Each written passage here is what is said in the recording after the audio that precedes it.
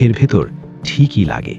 তখন বোঝা যায় এই জায়গাটা শোনার জন্য না, এই জায়গাটা অনুভব করার জন্য। পায়ের কাছে হঠাৎ কিছু একটা ছুঁয়ে যায়, চামড়ার মতো না, কাঠের মতো না, ঠান্ডা, শুকনো।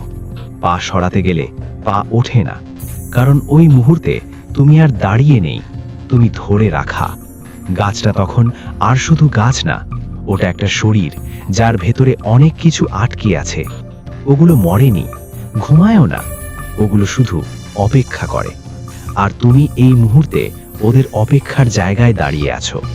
হঠাৎ চারপাশ খুব নিঃশব্দ হয়ে যায়। এই নিঃশব্দতা আগেও ছিল, কিন্তু এবার এটা আলাদা। মনে হয় পুরো জায়গা একসাথে নিঃশ্বাস আটকে রেখেছে। তারপর খুব ধীরে মাটির নিচ থেকে শ্বাস ছাড়ার শব্দ।